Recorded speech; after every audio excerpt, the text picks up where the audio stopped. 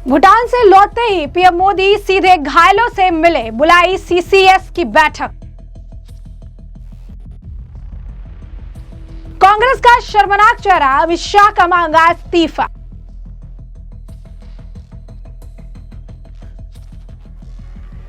कांग्रेस नेता अजय राय बोले, अमित शाह को इस्तीफा देकर घर जाना चाहिए। और घुसपैठिए की बात आप रोज बोलते हैं गृह मंत्री जी, पर क्या हो रहा है आप देख सकते हैं, पूरा देश परेशान है, तबाह है, निर्दोष लोग मारे गए। सीधे सीधे जिम्मेदार अमित शाह जी हैं। अमित शाह जी को तत्काल इस्तीफा देना चाहिए, इस्तीफा देकर घर जाना चाहिए। तो दिल्ली में लाल किले के पास हुए भीषण धमाके के बाद हालात बेहद संवेदनशील बने हुए हैं।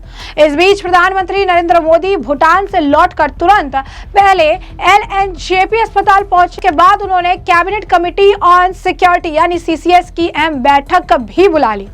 इसमें ही जांच की रिपोर्ट पेश की जाएगी। सोमवार शाम हुए इस धमाके में 12 लोगों की मौत हो चुकी है और 20 से अधिक लोग घायल हैं। राजधानी में सुरक्षा एजेंसियों को हाई अलर्ट पर रखा गया है।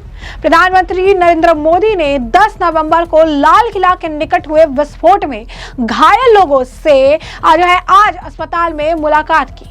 उन्होंने इसकी जानकारी खुद एक्स पर भी साझा की। प्रधानमंत्री नरेंद्र मोदी एक एक करके सभी घायलों से मुलाकात करते नजर आए।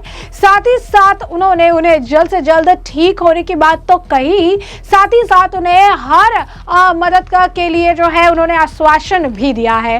पीएम मोदी ने एक्स पर कुछ तस्वीरों के साथ लिखा कि दिल्ली में हुए बम विस्फोट में घायल हुए लोगों से मिलने एलएनजेपी अस्पताल गया, सभी के शीघ्र स्वस्थ होने की प्रार्थना करता हूं। यहां तक उन्होंने कहा कि इस धमाके की साजिश रचने वालों को न्याय के कटघरे में लाया जाएगा। एलएनजेपी अस्पताल में तथा इसके आसपास भारी सुरक्षा व्यवस्था की गई थी। अधिकारियों ने बताया कि भूटान से वापस आने के बाद प्रधानमंत्री मोदी विस्फोट में घायल हुए लोगों से मिलने के लिए सीधे अस्पताल ही गए थे।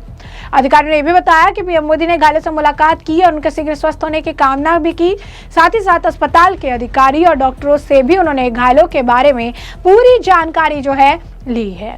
दिल्ली के लाल किले के सामने इस धमाके को लेकर सियासत भी अब लगातार तेज हो रही है और चरम पर देखने के लिए मिल रही है। कांग्रेस पार्टी ने इन धमाकों को लेकर केंद्र सरकार को घेरना शुरू कर दिया। यूपी कांग्रेस प्रदेश अध्यक्ष अजय राय ने भी गृह मंत्री अमित शाह पर निशाना साधते हुए कहा कि वो तो कहते हैं कि कोई घुसपैठिया नहीं घुस रहा है, तो ये घटनाएं आखिर कैसे हो रही है।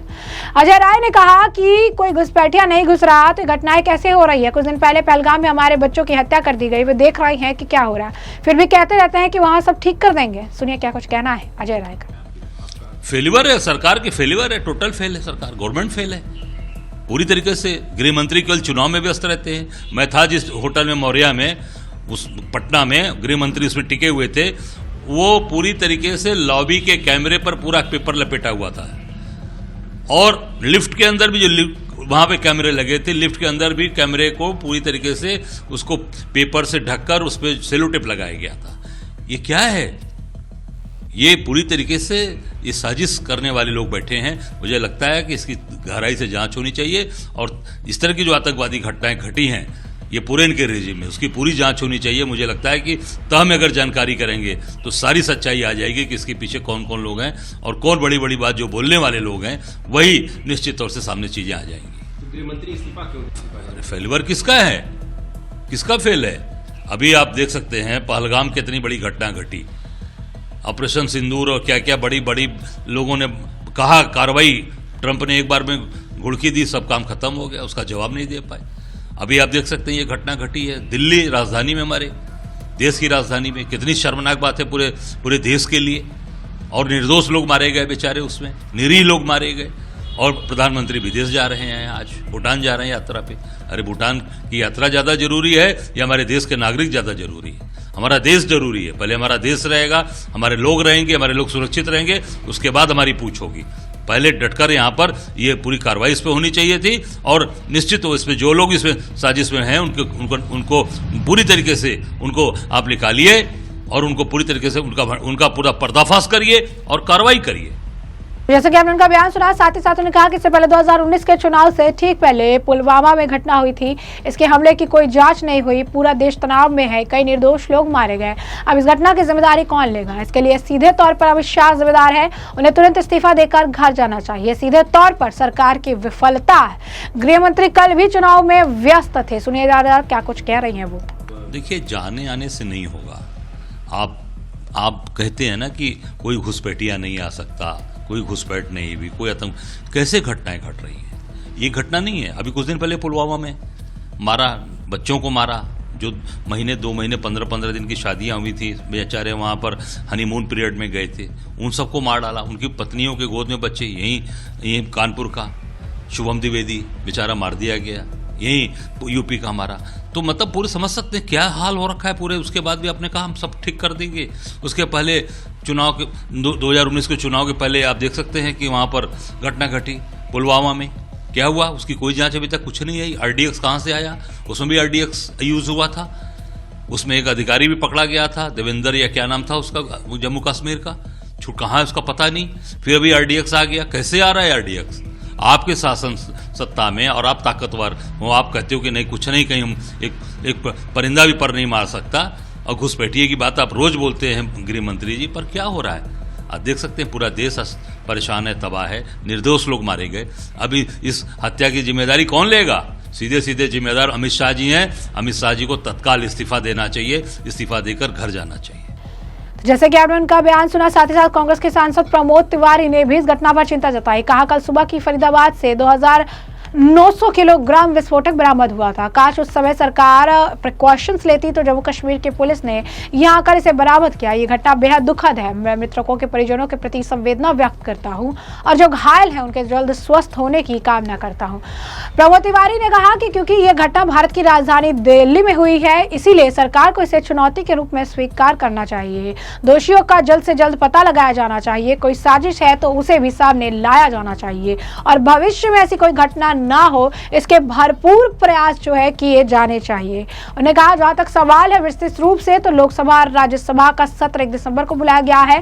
मुझे पूरा भरोसा है कि हम और विपक्ष मिलकर इस मुद्दे को संसद में उठाएंगे और सरकार इस पर विस्तार से जवाब देगी और विस्तृत जानकारी देगी। फिलहाल हम इस ओर अपनी संवेदना और चिंता जो है व्यक्त करते हैं। तो आप देख सकते हैं कांग्रेस लगातार इस मामले को लेकर सरकार पर ही निशाना साध रही है, चाहे अजय राय हो या फिर प्रमोद तिवारी। उनका सभी का जो है इस मामले पर एक तरीके का रुख देखने के लिए मिल रहा है। तमाम तरीके की चीजें जो है वो कह रही हैं और जो है तमाम उनके द्वारा बयान भी दिए जा रही हैं। वो इस तरीके से इस पर राजनीतिक का उलटफेर करने की कोशिश कर रही हैं, इसे राजनीतिक रंग देने का प्रयास कर रही हैं। लगातार इस तरीके की चीजें कह रही हैं कि ये सारी जो इंसिडेंट हुआ है इसके पीछे का कारण क्या है। संवेदनाएं तो है लेकिन इसका जवाब भी देना पड़ेगा।